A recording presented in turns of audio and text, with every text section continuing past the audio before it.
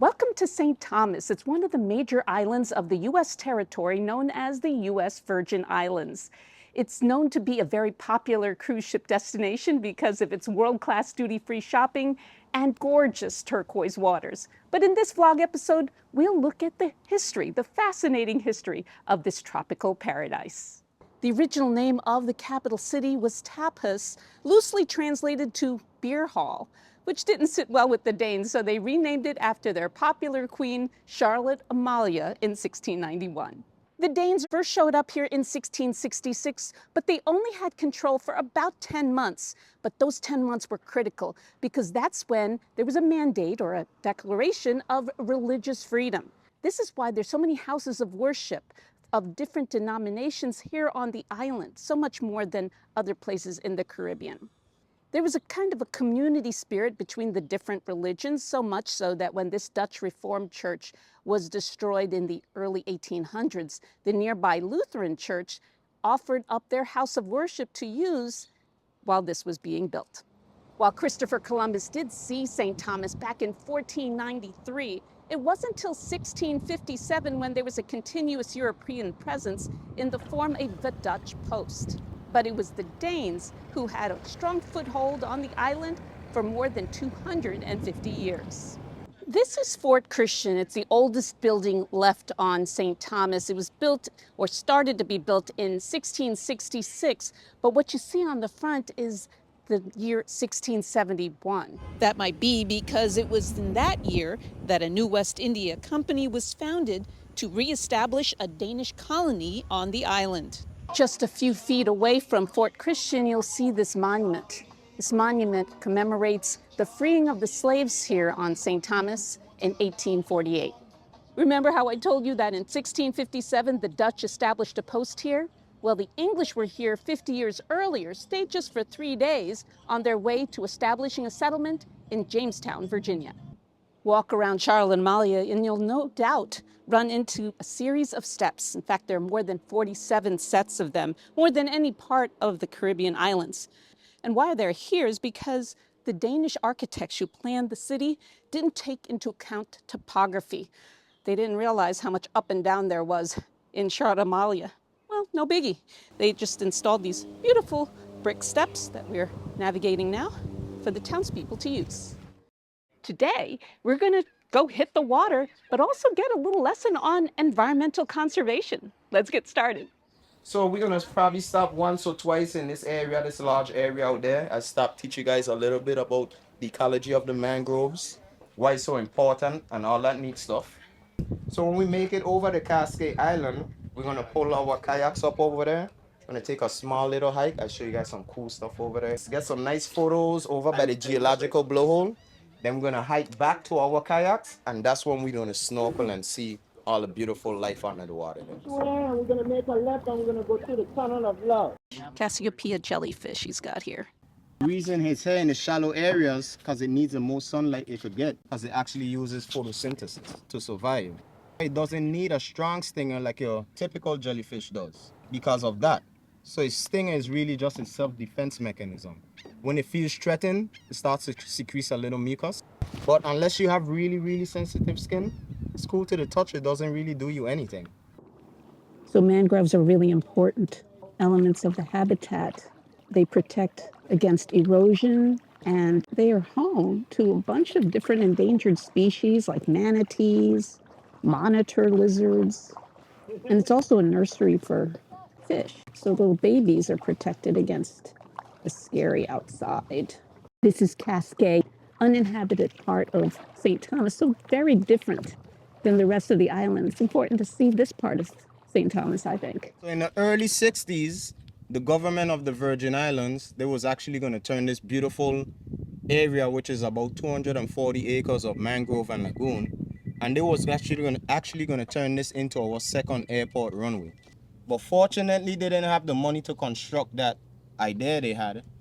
You know, all the fine folks that know so much of the importance of this area actually came together and got the government to turn this into a sanctuary in the early 70s. So we are surrounded by these very, very important and unique trees that are called red mangrove trees.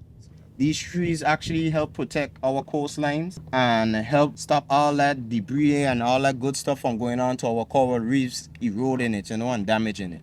If you watch how dense the root system of these trees are, and by the way, there's about 50 to 60% more root mass that you're not seeing underground. So these trees are very planted, anchored, I would say, into the ground. The smaller fish and different marine life alike use the roots of the mangrove like a little nursery because the bigger fish and different predators can't get in between the roots. This area is also important for different species of birds as well because there's no natural predators to get to them, no snakes, no mongooses, no rats. These are what you call wetland trees. None of that stuff like this kind of area. They can't get back in. There's so much reasons why these trees are important and why we need to keep them protected. It serves as a hurricane hole. Hurricane hole is basically a term used for boaters. It's a safe spot to be when a storm is coming through here to put your boat. So downtown Charlotte, Amalie, at once upon a time was actually filled with these red mangrove trees also. Wow. Yes. Most of the waterfront is actually filled land. They constructed that. Most of that was like wetland. So the year was actually 1989 and had a storm come through here by the name of Hurricane Hugo. Very bad storm. And on the old Danish maps, the hurricane hole, a safe spot to be when a storm is coming through here. It pointed to downtown Charlotte, Amalie, which they were still using to say, hey, downtown Charlotte, Amalie is a safe spot to be to pull your boat. We already dredged out all the mangroves to accommodate for the piers you see there now. So that's where most of our casualties were for Hurricane Hugo. There was about 100 boats, about 100 to 200 feet up on shore with bodies hanging out of them and stuff. It was real bad. These trees stop a lot of the wind.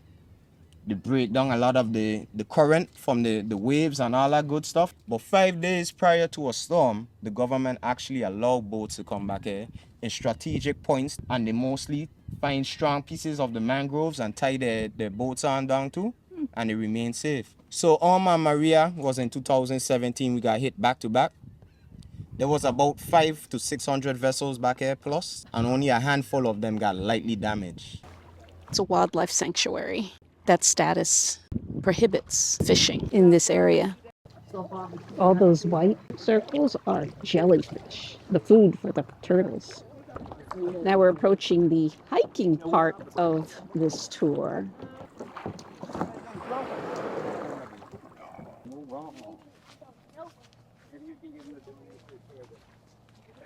These are called the purple-clawed Caribbean soldier crabs. Well, you guys probably know them as the hermit crabs. These guys started off their life in the water and came on land and formed gills. So when they did that, they actually stored a pocket of moisture and air in their claw. And what that actually acts as is a biometric pressure reader. This guy senses when there's different shifts in the atmosphere, and it's like a little meteorologist right here. So when they sense those different pressures, they actually trying to go for higher ground because they know when water's coming. Yeah, they know when bad weather is coming. Our early sailors, they would actually keep these on their ships. And when they see them climbing the masses of the ship, they know they need to find a piece of land real soon because bad weather is probably coming at the foot. This one is the Buttonwood Mangrove. You guys know about fish poisoning? And if fish too much mercury or whatever. So this is a natural remedy to cure yourself from fish poisoning. They steep the leaves of the tree and make a tea about a course of a week, and you cure yourself with this remedy. You can actually eat fish a month or two from curing yourself. So how do you identify the buttonwood? The difference in the characteristics, and they always have this little squirrely looking thing on their leaves that look like little, people say they're buttons, but not to me, This is actually an edible fruit here on the island. So just like the grapes you guys are familiar with, this is our tropical version of our grapes, sea grapes. This is the vine it grows on. The grapes start off green, and when they turn purple, that's when they're ripe and ready to eat. But a little history about this tree is our early sailors, they would take probably a little branch, a little twig or something, and they would actually carve on the leaf. I'm going to write my name right here. Doing the same thing? Yes. They carve on the leaf, and what they will actually do is leave messages for each other on these trees, because it will be like a scar when it heals, and it will stay there for the lifespan of the tree. and they leave little messages for each other on top of the sea grape tree. Besides eating it, you can make, you know, wine and different stuff out of it. I heard that the hermit crabs can withstand 500 pounds of pressure. So if you're walking around, you see a bunch of them, don't worry about it. They're pretty well protected, as long as I keep under 500 pounds. This tree is called the Manchineel tree. Don't mind that this tree doesn't look like much. It packs a mean punch. This tree was actually first documented in this hemisphere by Christopher Columbus. The story goes that Christopher Columbus, when he first came to our islands, he landed in St. Croix on a bay that's called Manchineel Bay. So you can imagine the bay was filled with these trees. They're looking for fresh fruit. The Manchineel apple looks like something that is edible. They got a bunch of the fruit, went back on the ship, created a little sauce with that fruit. And it said that Christopher Columbus let a few of those members eat that sauce before him, what we call guinea pigs, yeah. This tree is what we call water soluble. When in contact with water, those 7 toxins, it ignites, you know. A few of those members eat that sauce and they felt the dreadful effects instantly. Their throats and their stomach were like it was on fire. So what they're actually trying to do to combat the effects of that is drink some water. But that was a bad idea, as I just mentioned, water soluble tree. They drank that water, sped up the process. Those guys were dead in a matter of, moments. They was dead, Wow. So Christopher Columbus said, you know what, this is a bad tree. We're surrounded by this tree. Let's try to push it back a little bit. Let's try to chop the tree back a little bit. That was a bad idea though, because the dust from this tree has little spores in it that when inhaled causes respiratory failure. That's the next way to die from this tree. So he said, all right, let's try to burn it back some more. He just didn't know how to leave well enough alone and just pack up and leave it alone, right? So he's trying to burn the trees back a bit. But the smoke from the Manchineel tree, when in contact with your eyes, yes, when inhaled, has a negative effect, not as bad as the little spores, but you can die from the smoke if you inhale it too much. But with your eyes, when in contact with your eyes, can temporarily or permanently cause blindness, So the Manchineel tree, pretty much all around bad boy.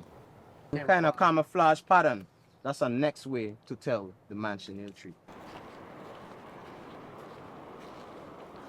You find any old gold coins? Yeah, it has my name on it, all right? So we're at low tide right now. And at high tide, it's still pretty shallow, and it's called a false entrance.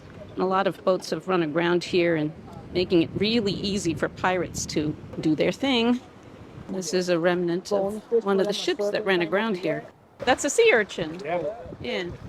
Oh, he is moving. Oh my goodness. So this guy is called a brittle starfish. This guy is very unique. See how he moves around like an octopus?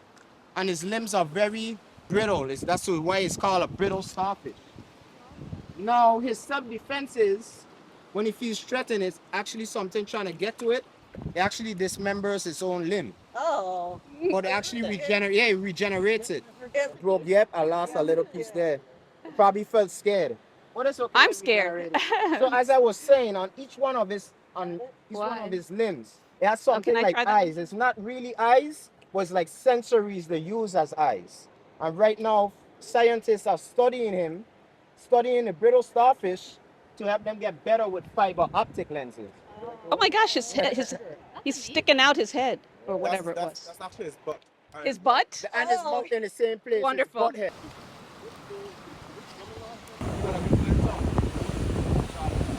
Approaching a blowhole. Beautiful. About to snorkel right here.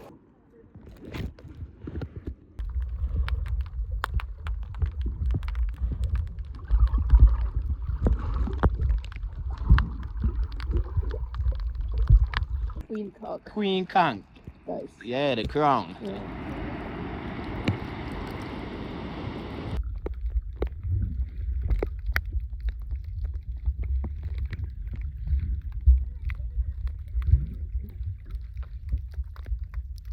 There has an island that's called Buck Island. Yeah. Right out this way, we could actually see it. They actually do tours. There's turtles, there's a sanctuary. The boats just drop you out and you could swim with the turtles over there.